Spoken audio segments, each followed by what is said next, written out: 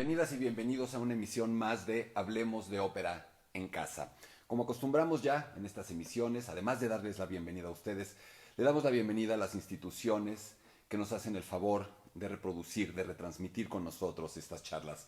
En primer lugar, a la Secretaría de Cultura Federal, al Instituto Nacional de Bellas Artes, al Auditorio Nacional, a Ópera Latinoamérica, al Teatro Julio Mario Santo Domingo en Bogotá, saludos hasta Colombia, la Ópera de Los Ángeles, saludos en California, la Fundación Sinfonía de la República Dominicana, también saludos para allá, Canal 22, el Conjunto Santander de Artes Escénicas de la Universidad de Guadalajara, el Fórum Cultural Guanajuato, el Instituto Sinaloense de Cultura, ProÓpera AC, el Festival de Santa Lucía en Nuevo León, la Secretaría de Cultura de Coahuila, el Instituto Sonorense de Cultura, el Festival Alfonso Ortiz Tirado, la Secretaría de Cultura de Tabasco, y hoy en especial le mandamos un saludo cariñoso a nuestros amigos del Museo del Laberinto en San Luis Potosí, que también sabemos retransmiten nuestra señal.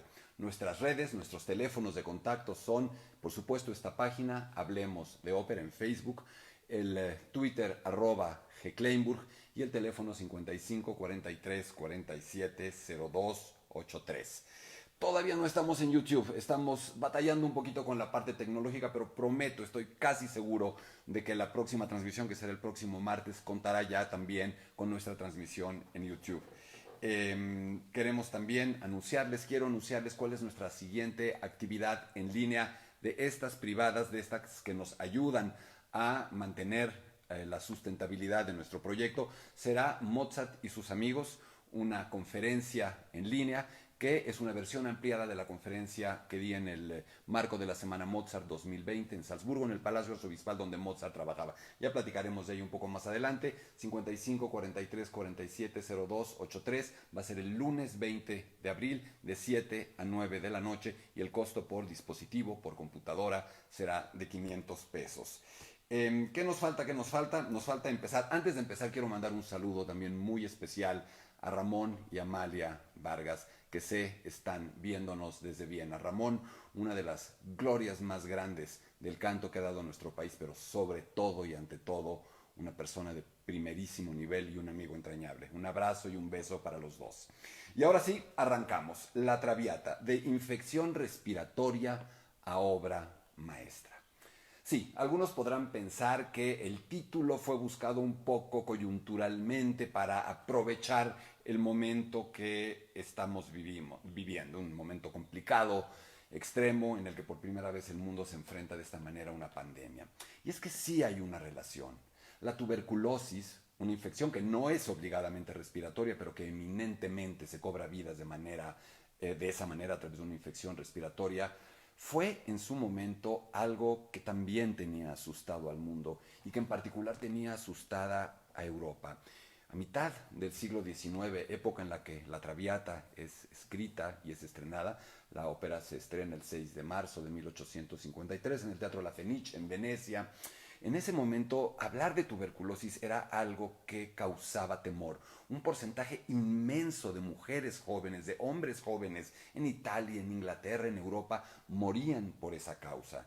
Ya se había descubierto, además, que no era una condición peculiar de la gente, una suerte de moda física, sino que era una enfermedad y que se transmitía a través de un microorganismo, en particular el Mycobacterium tuberculosis en ese momento, una enfermedad bacteriana no viral como la que nos aqueja ahora, pero que además generó una serie de transformaciones importantísimas. En primer lugar, porque a partir de los descubrimientos de Koch se entendió que era una enfermedad que podía ser contagiosa.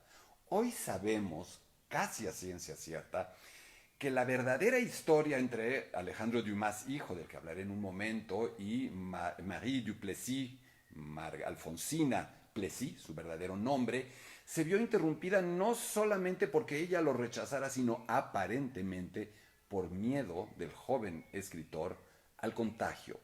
Y este padecimiento, el de la tuberculosis, llegó a cambiar tradiciones, hábitos, modas de una manera que seguramente esta terrible pandemia del coronavirus también va a causar en todos nosotros. Les doy algunos ejemplos que tal vez no tengan en cuenta o no conozcan.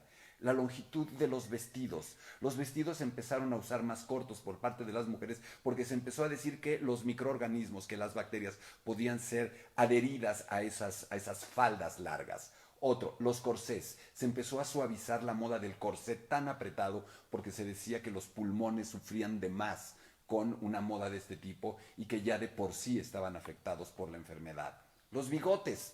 Los hombres dejaron de usar bigotes. ¿Por qué? Porque se empezó a comentar que era un medio muy propicio para la transmisión del bacilo. Y una más, esta les va a encantar, el bronceado. Aparece la moda de broncearse. Hasta ese momento, llevar un color de piel marcado por el sol era símbolo de baja clase social, de estar expuesto a las inclemencias del tiempo por tu condición social, económica. A partir de la tuberculosis se empieza a recomendar curas al borde del mar, se empieza a recomendar ir a la montaña, ir al campo, estar al aire libre y la gente empieza a adquirir color en su piel, un bronceado natural.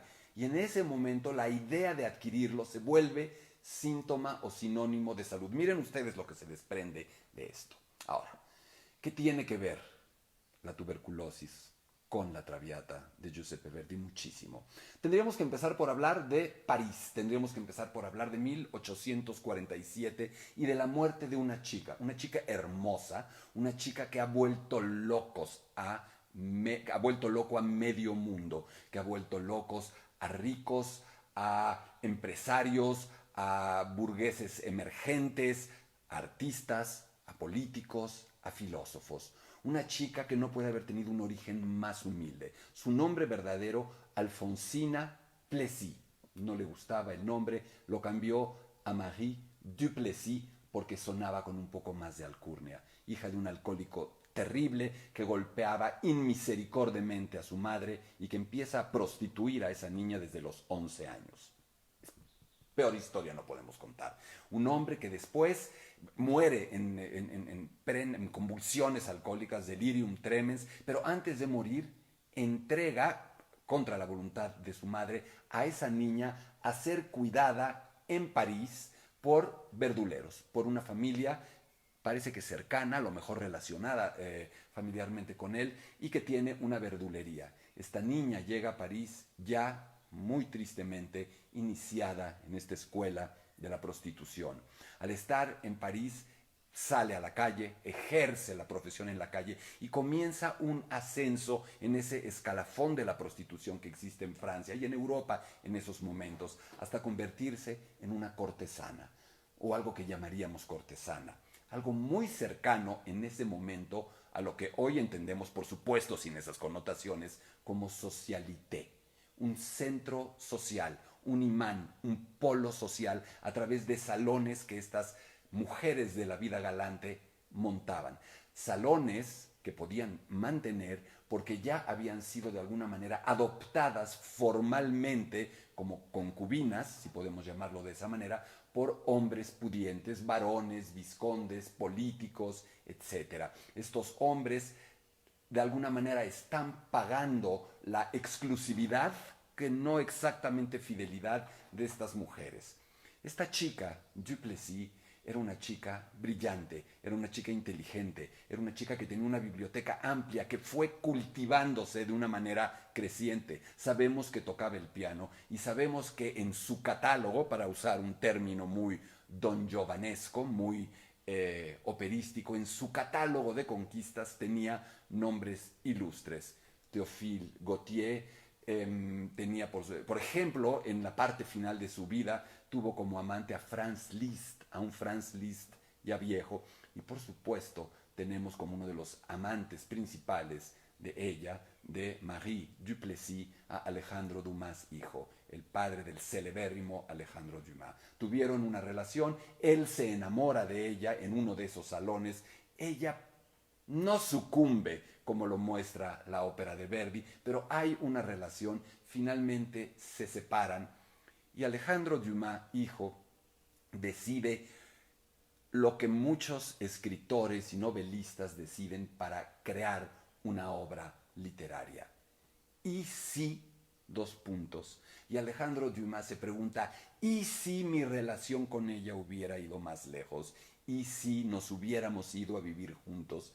¿Qué habría sucedido? Importante mencionar que Alejandro Dumas escribe esta novela y la publica en 1848, un año después de que esta chica ha muerto ya apenas, si no recuerdo mal, a los 27 años, consumida justamente por la tuberculosis, la enfermedad de la que estoy hablando. Dumas escribe esta novela que se vuelve un bestseller europeo instantáneo y fulminante. Se hacen más de 100 ediciones, se traduce a decenas y decenas de lenguas. Es tal el éxito que en 1851 el propio Dumas decide convertirla en obra de teatro, y la obra de teatro atrae multitudes en Francia, en Europa, que sollozan amargamente ante esta historia de sacrificio, de amor, de relación prohibida. Sacrificio, la palabra, a mi modo de ver, a mi modo de entender, clave para explicar de qué se trata esta obra. Se sabe que ya las pertenencias de ella habían sido vendidas, que muchos de sus amantes, de sus admiradores, de alguno que otro o alguna que otra fetichista, de alguna mujer incluso de alta sociedad, habían ido a esas subastas, querían unos aretes de ella, un objeto de ornamento, de mobiliario de esta mujer, a la que Dumas convierte en otra persona, la convierte en Margarita Gautier, el personaje, el nombre que tiene el personaje en su novela. Hasta aquí el contexto. Y nuestro amigo Verdi, ¿qué onda con Verdi ante todo esto? Verdi está en Francia en esa época. ¿Por qué está en Francia Verdi? Si se ha convertido ya en un imán del nacionalismo, de la unificación italiana. ¿Por qué está en Italia justamente cuando fuera de Italia o de lo que va a ser Italia cuando aparentemente más se le necesita ahí? Incluso le reclaman falta de patriotismo por haberse alejado en ese momento. El corazón lo tiene en otro lugar. Verdi enviudó 10 años antes de su adorada Margarita Bazzini. Enviudado, muere ella, mueren sus dos hijos también, los tres, toda su familia en menos de 3 años, una de las tragedias más grandes de la historia universal de un compositor de la llamada música clásica. Y Verdi se ha enamorado de nuevo. ¿De quién? Típico de un gran compositor de ópera. Se ha enamorado de una cantante. ¿De quién? De Giuseppina Strepponi, una gran cantante que ni más ni menos estrenó su papel femenino, el papel femenino de la primera ópera que le da a Verdi la notoriedad y la celebridad mundial, de Nabucco. Es la primera Abigail. Ella ha perdido ya la voz, incluso hay quien dice que tiene que ver con cantar ese papel tan complejo, con una vocalidad tan nueva, y se ha terminado por retirar. Verdi, que es oriundo de un lugar pequeño, que es oriundo de una zona tradicional italiana, no puede asumir tan públicamente la relación con esta mujer, Strepponi, que sería, para ojos de los lugareños, su amante, aunque en estricto sentido era solo su pareja, puesto que él era un hombre viudo, libre incluso religiosamente, pero ella no. Ella era una mujer que había sido acusada de todo, casi de prostituta. ¿Por qué? Porque había tenido una vida en extremo liberal, moderna, una mujer independiente, libre, que había tenido varios hijos ilegítimos, algunos de ellos incluso que se supone había dado en adopción. Una mujer de pésima reputación. ¿Hacen ustedes la asociación? Es inmediata. Algo parecería poder haber tenido que ver con el personaje, con la mujer de la que Alejandro Dumas se ha enamorado y que lo inspira a escribir esta novela y esta obra de teatro. Están, pues, en París Verdi y Giuseppina Strepponi viviendo en lo que hoy diríamos unión libre.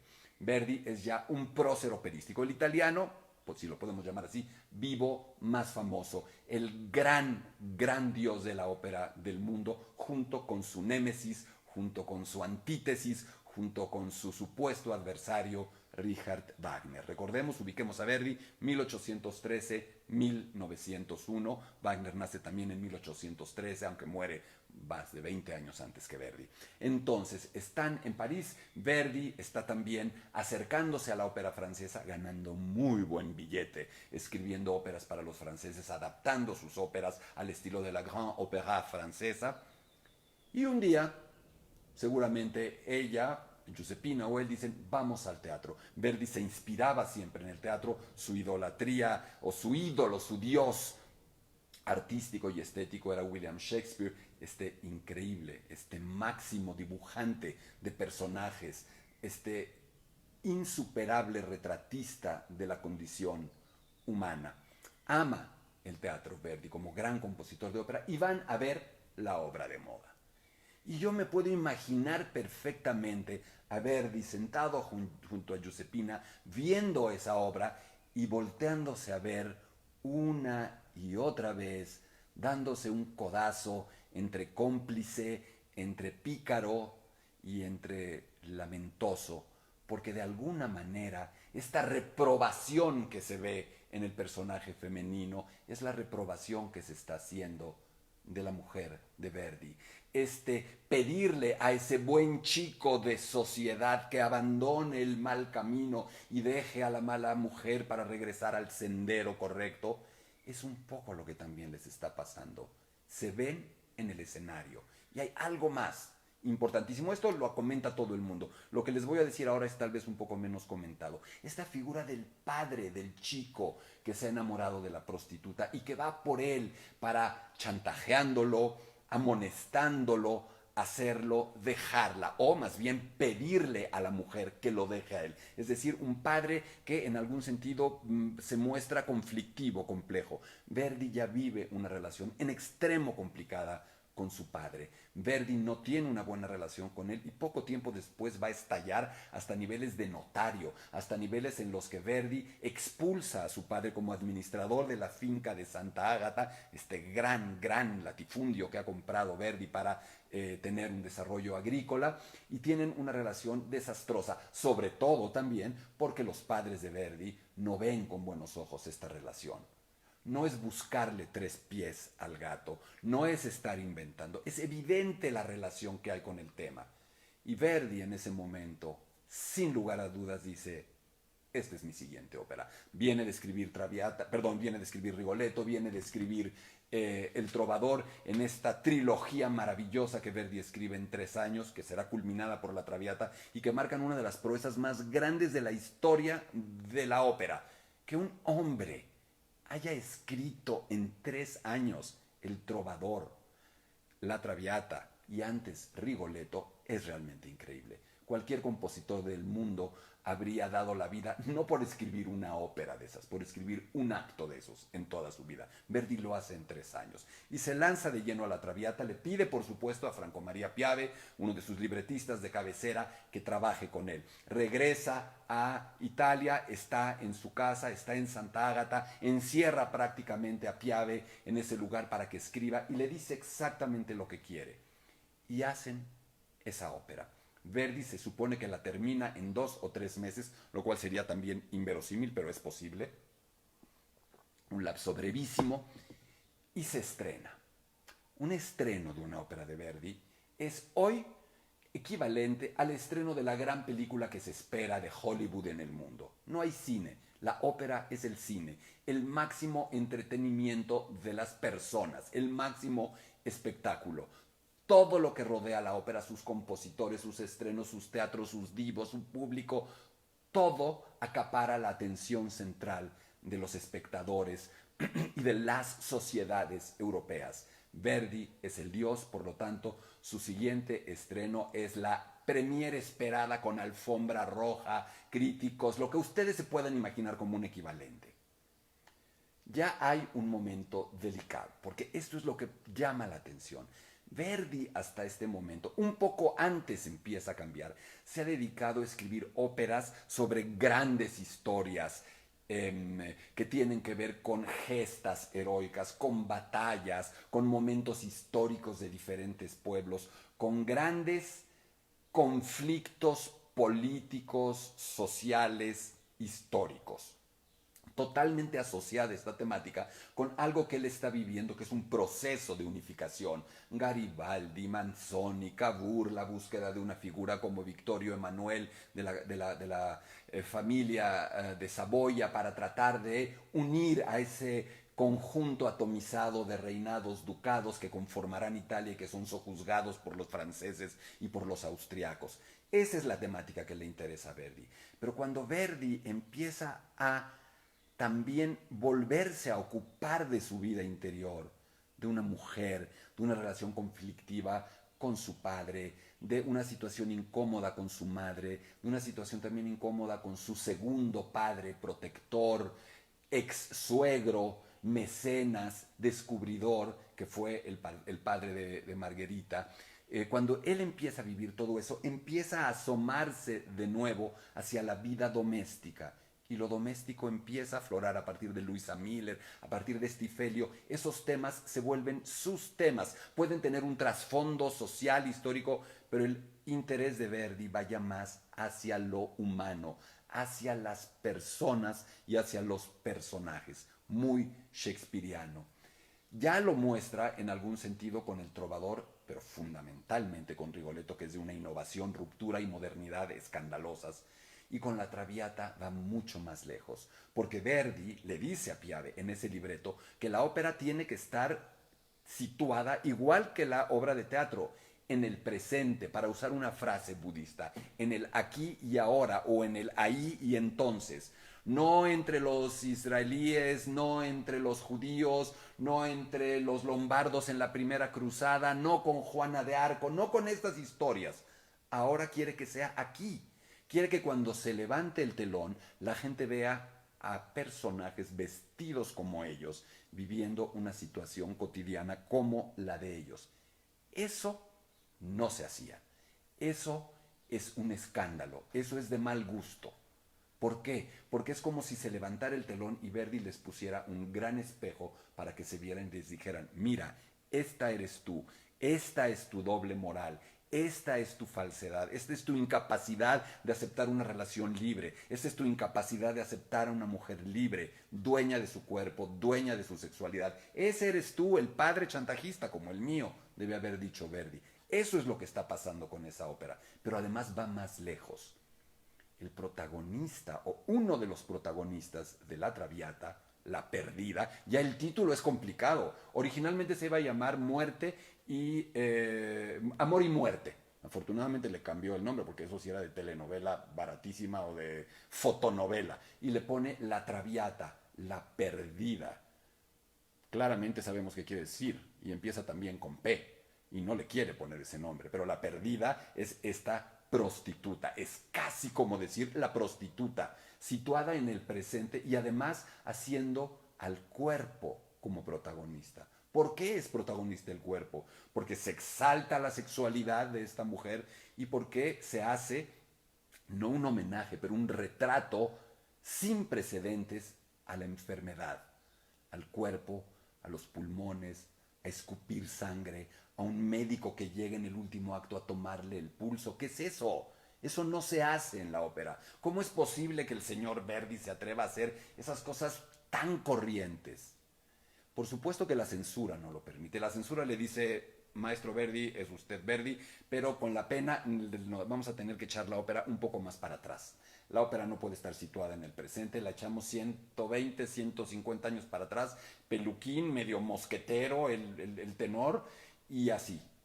Verdi acepta, Verdi entiende que la censura es un enemigo al que tiene que ir venciendo de a poco y a veces con muchas artimañas, artilugios, dándole la vuelta. Lo acepta a regañadientes. Será bastante tiempo después cuando se pueda ver como Verdi pensaba y quería que se viera. Pero ya el tema era suficientemente escandaloso, porque era situado donde fuera una historia doméstica de sexualidad, de enfermedad, etcétera, etcétera.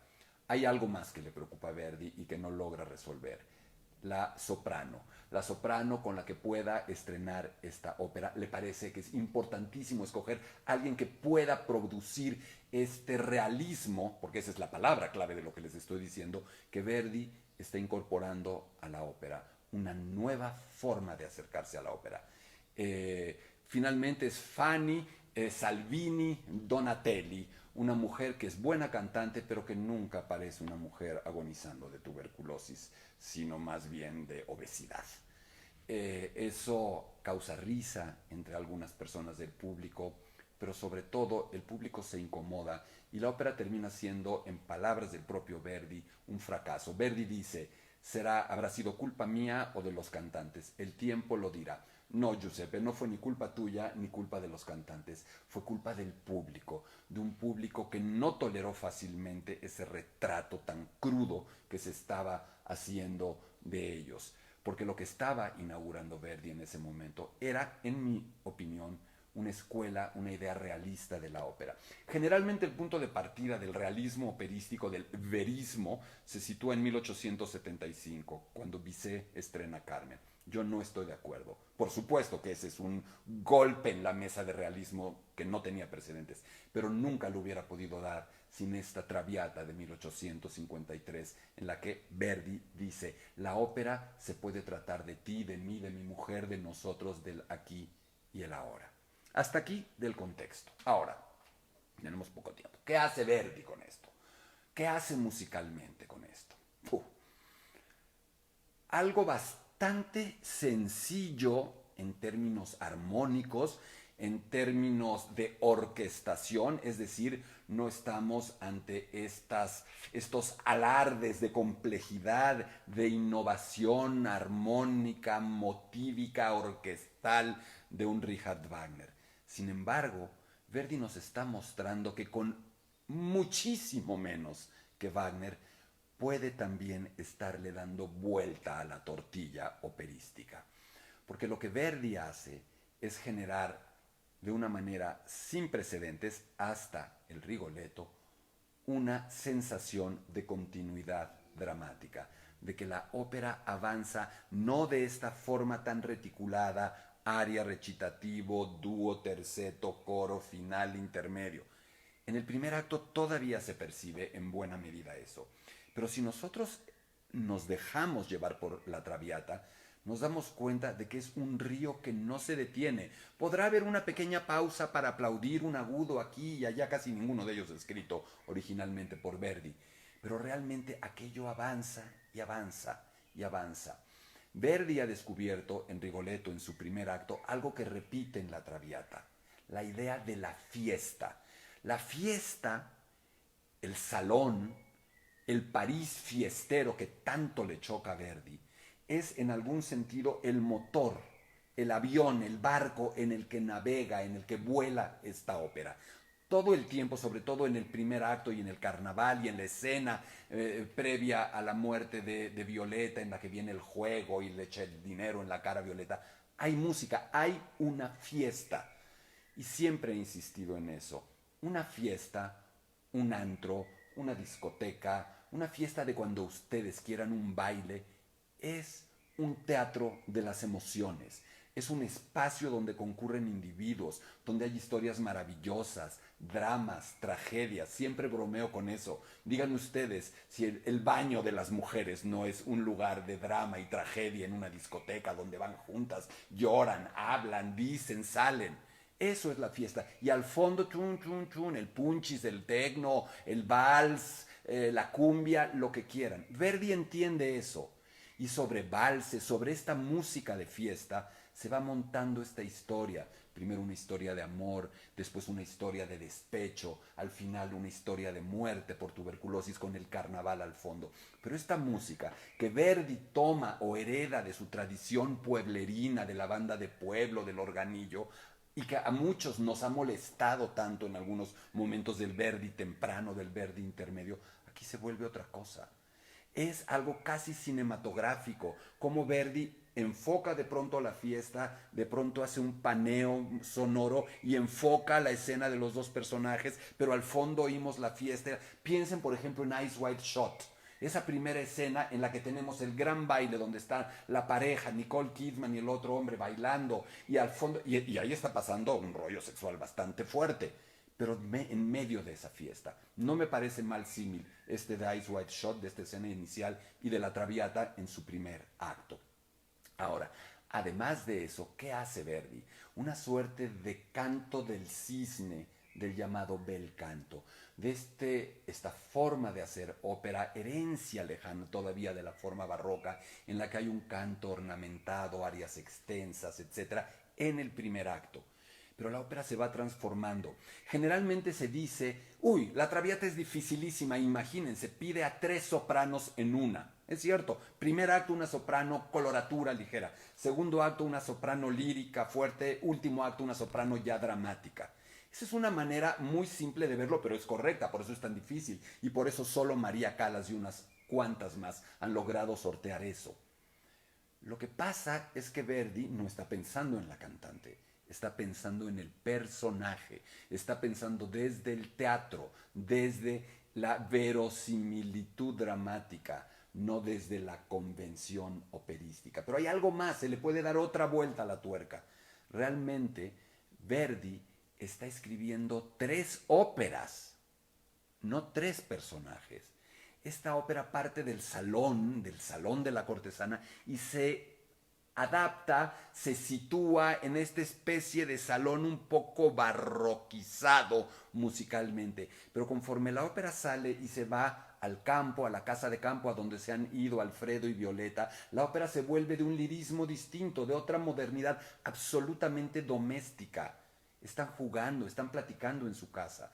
Y luego viene un dúo, el dúo de Germont y Violeta, que en mi opinión es por mucho lo mejor de esta ópera, y es el punto de inflexión de la ópera, es la bisagra, es donde todo cambia, y en mi opinión es probablemente, en mi opinión, insisto, el mejor dúo operístico jamás escrito por un ser humano. Un momento en el que 2 personajes empiezan de cierta manera ese dúo, se van transformando, él se da cuenta, el padre chantajista, de que ella ama a su hijo, ella se da cuenta de que el padre no solo es un chantajista, sino de que de verdad quiere el bienestar, una mejor vida para su hijo que ella no le va a poder dar por el qué dirán, y ella empieza a entender de qué se trata la ópera, de qué se trata la Traviata y de qué se trata ella. Del sacrificio. Esta ópera se podría haber llamado El Sacrificio, porque de eso se trata. No se trata del amor solamente, no se trata del deseo, no se trata de la carnalidad, no se trata del romanticismo. Ella entiende que su amor por ese chico solo puede expresarse cabalmente a través del sacrificio, porque además ella sabe que está enferma, ella sabe que tiene tuberculosis y ella sabe que se va a morir. Ese acto es absolutamente extraordinario. Y luego la ópera sigue evolucionando hasta la crisis dramática en la escena en que apuesta contra el varón, gana el dinero, se lo arroja en la cara a ella. Y luego este final en el que Verdi empieza a desnudar todo, en el que Verdi empieza a mostrar que de verdad eso está vacío, eso está desnudo, ella se está muriendo. Y es también muy interesante entender cómo ese final de la ópera se conecta tan directamente con el principio. La ópera es un flashback, como la obra de teatro fue planteada como un flashback. En ese mismo sentido, Verdi no empieza con una obertura rimbombante para llamar la atención mientras la gente se sienta. Empieza con unos cuantos violines que se están muriendo, con una suerte de violines agonizantes que empiezan a evocar la fiesta. Es imposible no ver a Violeta muriéndose y a Violeta abriendo los ojos e imaginando, recordando, añorando desesperadamente esa fiesta, esa fiesta que era ella, era su modo de vida, su modo de relacionarse con la gente, y de pronto esa fiesta cobra vida, cobra vida, cobra vida y estalla en un flashback consumado para empezar en el primer acto. Y la ópera tiende un larguísimo arco hasta llegar de nuevo a ese final, hasta encontrarse una vez más con el principio, con la desolación. ¿Qué más hace Verdi? Verdi nos genera a través de esto que les comento la sensación de que la ópera avanza, de que no se detiene, de que es entre una fiesta, una vorágine creciente que nos impulsa, insisto, en esta sensación de continuidad dramática, y luego de ese pico una caída libre, en donde es una suerte de succión de muerte tanática que presenta esta doble cara, eros, thanatos, sexualidad, amor, sacrificio. En algún sentido, ya ni revisé mis notas, en algún sentido esto es lo que la Traviata nos cuenta. ¿Qué más puedo comentarles antes de...?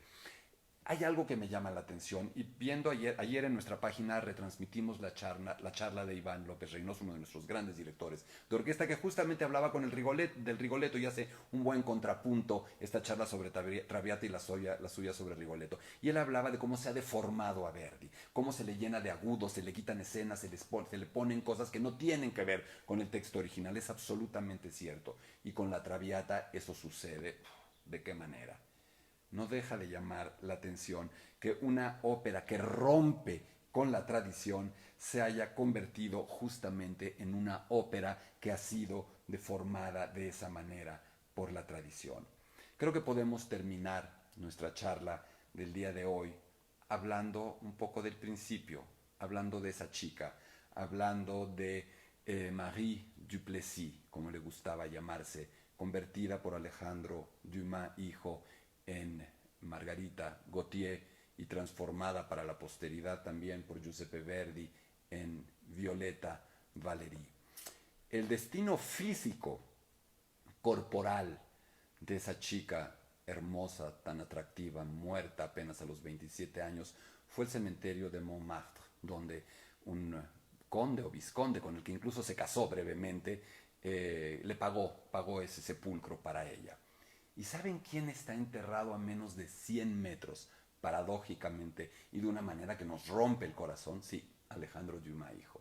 Increíble que hayan quedado a esa distancia. La tumba de ella, por supuesto, invariablemente, está llena de camelias. No podía ser de otra manera. Entre camelias de plástico y camelias verdaderas que más de un amante de ella, a través de la novela de Dumas o a través de la música de Verdi, va a dejarle. Y por supuesto, el destino final, el destino ulterior de ese personaje, visto de esa manera por Dumas, termina siendo, en mi opinión, la música de Verdi, la Traviata. Finalmente, esa chica está en todos nosotros. Finalmente, esa belleza, esa fragilidad, ese sacrificio real o inventado, es lo que perdura a través de la música de Verdi y llega a todos nosotros a través, muy probablemente, de la ópera más famosa, de la ópera más querida y ciertamente de la ópera más representada en este género que todos queremos y todos amamos. Así es que hasta aquí nuestra charla sobre la Traviata. Soy Gerardo Kleinburg, quiero despedirme de ustedes, no sin antes invitarlos a dos cosas. La primera es a comentarles que nuestra siguiente transmisión de Hablemos de Ópera en Casa será este próximo martes 14 de abril a las 6 de la tarde, por aquí, por Hablemos de Ópera, y esperemos por YouTube. Y también invitarlos a que también apoyen nuestro proyecto y su sustentabilidad con una actividad que estoy seguro puede resultarles atractiva. Nuestra conferencia Mozart y sus amigos. ¿Cómo podemos revisar, navegar por la vida y la música de Wolfgang Amadeus Mozart a través de su relación con sus amigas, con sus amigos, sus posibles amantes, su prima, sus amigos masones, sus diversiones? ¿Cómo podemos asociar el boliche o los naipes con un cuarteto o un trío para clarinete? ¿Se puede? En Mozart eso y más se puede. Es la misma charla en una versión aumentada con muestras en video que tuve la oportunidad de dar en el propio Palacio Arzobispal en el que Mozart trabajaba, en su oficina, en el marco de la Semana Mozart 2020 en Salzburgo. Así es que si les interesa esta conferencia, será el lunes 20 de abril de 7 a 9 de la noche. El costo es de 500 pesos por dispositivo, por computadora, y se pueden inscribir escribiéndonos al correo electrónico hablemosdeopera1@gmail.com o llamándonos al 55 43 47 02 83. Soy Gerardo Kleinburg y solo puedo decirles para despedirnos: quédate en casa y hablemos de ópera.